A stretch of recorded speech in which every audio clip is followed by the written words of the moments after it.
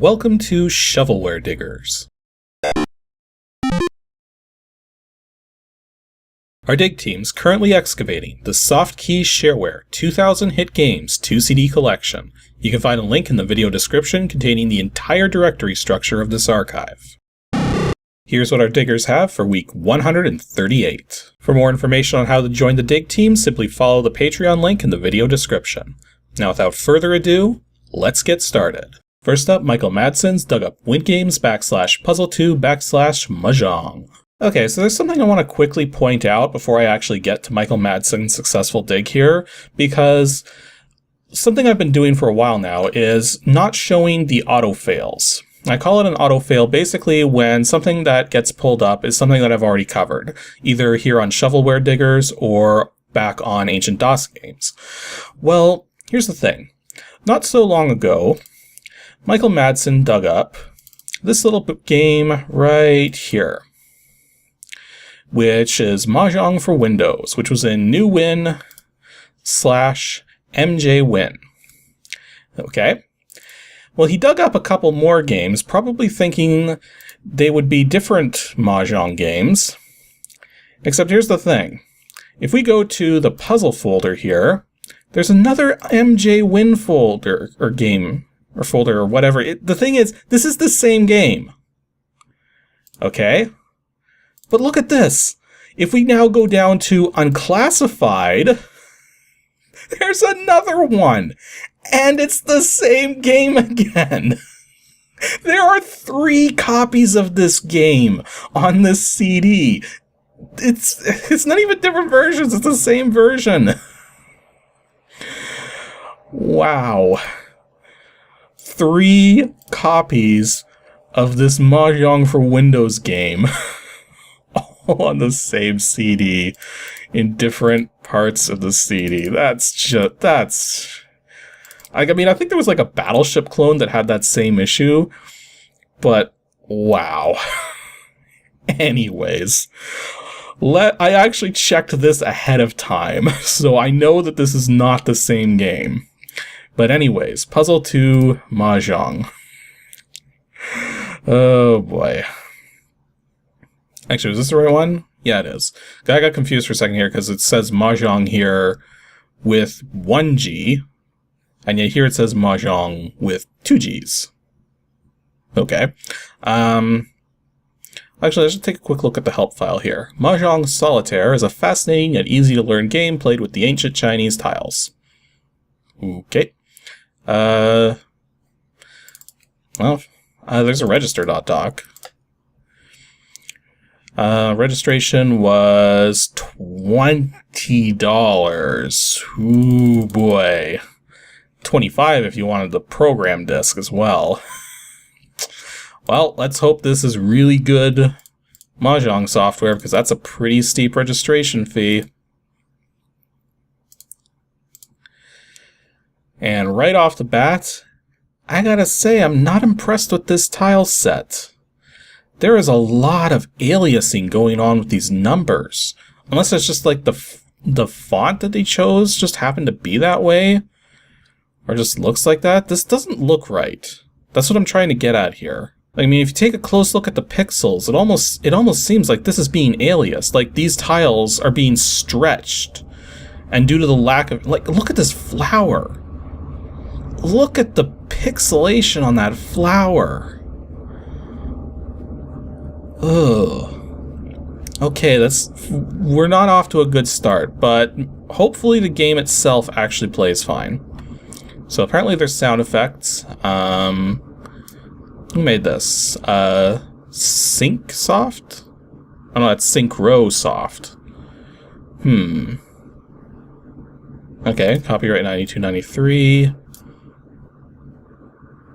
Well, that's a neat little window. Tells you how many possible matches there are out of the tiles remaining. Be nice to have like some stats on the screen. Like there isn't even a timer. Like the only options are sound and background color. Well, it is good that you can use the basic color picker for the background color. So if we wanted to make it red, we could make it red. If we wanted to make it white, we could make it white. If we wanted to make it that, we could make it that. I'm not going to leave it as that because that's probably going to play hell in the video compression. Let's just choose solid cyan. Okie dokie. So let's actually try to play this then. Let's see. It said there were 10 possible matches. Looking for... Oh, we got the East tiles. Okay, I heard those sounds. It's, it's just PC speaker beeps. But the thing is because of how fast Windows is going, the timing is like... They're very fast beeps. Let me see if I can slow the cycles down so that the beeps are audible. I don't know if this is going to work, but let's find out. Which tiles do we want to match next?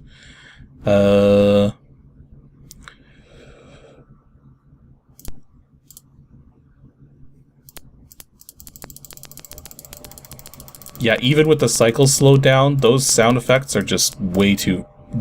It's just static. I can't even call that a sound effect. I have the cycles way turned down. Yeah, I'm trying to look through here for matches, and I'm actually finding it, like, physically challenging to look at this tile set. Because it's like really bright. The aliasing is like throwing off my visuals of it. This is actually not an easy tile set to look at, and there didn't seem to be any options to change it. And that's kind of a curious thing. Let's actually just quickly go back to the Mahjong for Windows game here, which we've already looked at in the past. This is a much easier tile set on the eyes, like way easier. But the thing is, it actually came with like a whole bunch of different tile sets. And on top of that, yeah, this was also only being charged $20, and it's an earlier copyright, meaning this probably came out before the other one. So just as an interesting point of comparison, you could either spend $20 on this Mahjong solitaire game with all these features, including tile sets, which is like that's like the bread and butter of Mahjong sales, is like custom tile sets. You can't sell a modern Mahjong game without custom tile sets. And yet here's one being sold for the exact same price, slightly older, being copyright 9293, and yet this is your tile set. I think by that measure alone, I would much prefer to put my money on this one. Because this one is definitely worth the $20 that they were asking. This one,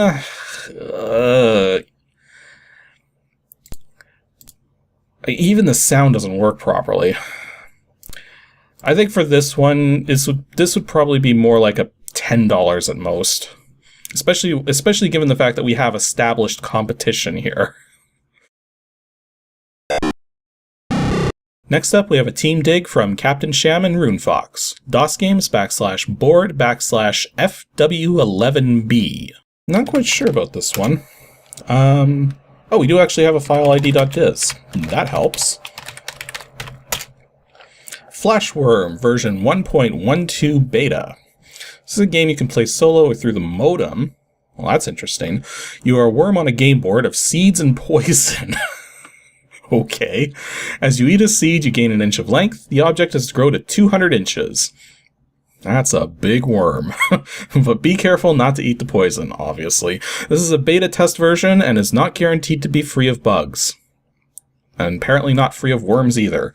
Also, you really needed a 12 kilobyte text file for the README?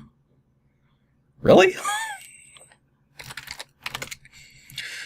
Okay, I don't have Microsoft's edit program loaded up here. Let me just...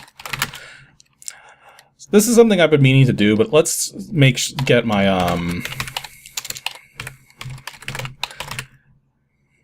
Oh, whoops! I need to put in the folder first. C prompt. The thing is, I have access to the edit program and stuff, and I've really been meaning to get that like mounted by default. So if I do this, there we go. So now I can actually show text files in here. Again, I've been meaning to set this up as a permanent mount for when I do shovelware diggers. I'll just have to remember to set that up later. Anyway, so Flashworm version 1.0, copyright 93, easy computing, programming by Michael Stanley, Flash Protocol, which would be the modem stuff, by Timothy Stryker. I'll be darned. Anyone remember my coverage of Major Striker on Ancient DOS games? And I was mentioning how it didn't seem like this was like a proper spelling of the name. Well, looks like there are indeed people with that last name. Like, I mean, I was told that after I put the video out there, so I'm not entirely surprised, but I am surprised by that name, though. Galacticom Incorporated? Seriously doing business across the galaxy in 1993? Jeez. Also, it looks like the registration fee for this Flashworm game is $12. Okay, let's actually try playing this thing. Flashworm. Need to specify a port for communications or indicate that there will be no communications by typing the word solo. Okay, so we're in text mode. There's a sound on-off toggle. Doesn't seem to do anything. I guess F8 ready. Whoa. Okay. So stars are food, I'm guessing? Wow. Okay, I know it doesn't look it, but these controls are super delayed. But I do like that you can actually reverse your movements. Like, I was looking at the top there and seeing some of that food that was, like, seemingly impossible to... Oh, you don't die from hitting walls either. Okay, so that's less of a problem then. Because one of the things... Wow, okay. One of the things with the controls here is that they are super delayed. When you push a button, it doesn't affect your next move, but your move following your next move. Sometimes. This is very hard to get used to. Oh, that was poison. Although I seem to be okay. I don't know. What happens if I try to run into myself? Oh, interesting. If you run into yourself, you become food. That could potentially become a bit of a problem playing multiplayer. Like, the goal is to get 200 points, and yet you're feasting on each other? And yeah, the game does not buffer in more than a single input at a time. So if you try to press... If you try to press like 2 keys in rapid succession, like this, it sometimes works, but sometimes doesn't. Yeah, that time it didn't.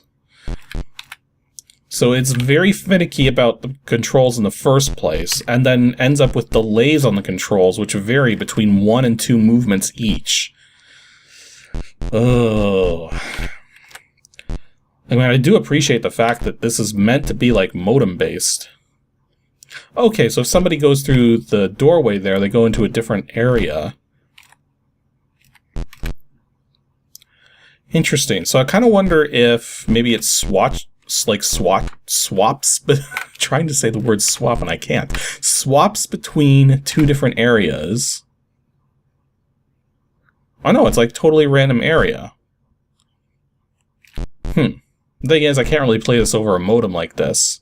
Although, looking at the side there, it looks like this supports, like, up to 8 players? How would you do that on a modem?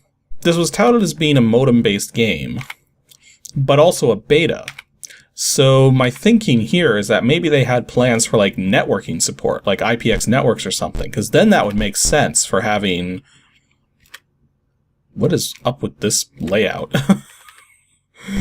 Because that would make sense for having more than 2 listings on the side for players. Oh, there's also a help screen. There's a turbo?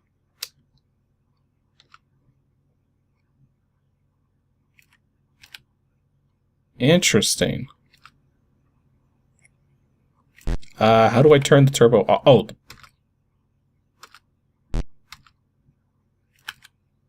Well, poison gets rid of your turbo immediately.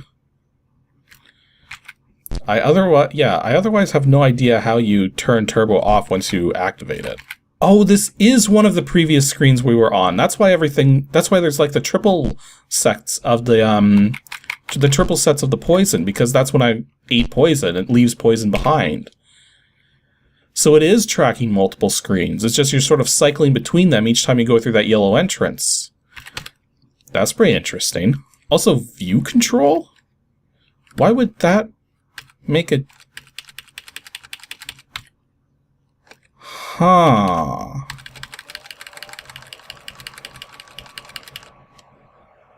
Get a load of that.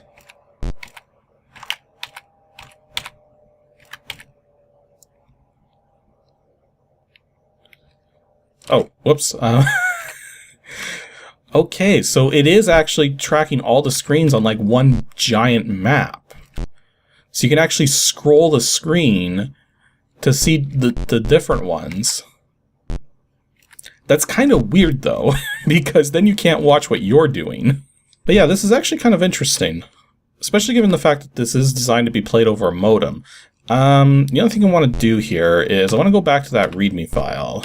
It's mentioning like special serialized BBS copies here for quite the fee. Yeah, so it's definitely talking about something that I'm not familiar with. Specifically, it's using the term flash pool here. And I almost get the impression that this is like something that would happen on a BBS that would allow multiple users logged in at the same time to interact with each other. That's what I'm guessing. I don't have enough experience with bulletin board systems to know that that's what's actually going on here. But yeah, it definitely seems like this was designed to be run over a BBS, which would probably explain some of the delays that were going on as well. Because it's probably emulating the transmissions through the terminal. But yeah, so I guess for $12, this is interesting. Definitely be for people who would want to play these kinds of competitive games over like a modem connection. I don't know. Yeah, this is one where I genuinely have no idea, like, if $12 is the right price point, if this is something that would have made sense for these kinds of things. Like, for the limited amount of time I've spent on bulletin board systems, I didn't really play much in the way of games. I think there was like that Legend of the Red Dragon game that pretty much everybody I talked to who knew anything about BBSs would mention. It was that, and I think there was like one other game, and that was about it. So I'm not well versed in BBS stuff. So let me know in the comments if this seems like something that would have made sense for like old BBS software. And our last dig for today comes from Brendan of RetroSwim. DOSGAMES /board/C-chess. I wonder if the C stands for combat. Combat chess, and I cannot type for the life of me. We got a number of C whatever files: CC Blue, CCHESS.doc, CCHGC, CCIBM. But we do have a doc file though. So once again, load up the edit program. And yeah, that's a funny thing that not a lot of people realize is that the Microsoft editor that was included with later versions of MS-DOS is actually just QBasic with an edit command line parameter attached to it. Okay, cchess.doc. Chinese chess. Okay, that makes more sense. Chess, shogi, Japanese chess, and Chinese chess all developed independently over the last 2,000 years from a game played in India called how do I pronounce that? Chaturanga? That's probably wrong, but although the ancient Indian game is now extinct, the game spread to Arabia and Persia in the form of a game called Shatranj. Shatranj? Shatran? I don't know. I am not good at pronouncing things. We've established this already. Okay, this is probably the most important part. It's actually using text commands to determine what moves you're gonna make. So you type in the coordinate that you're moving from, a dash, and then the coordinate you're moving to.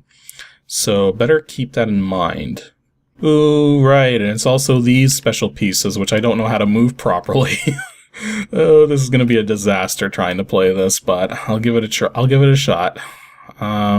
As a further note, do not use the spacebar because it can inadvertently wipe out a portion of the board around the 4th rank.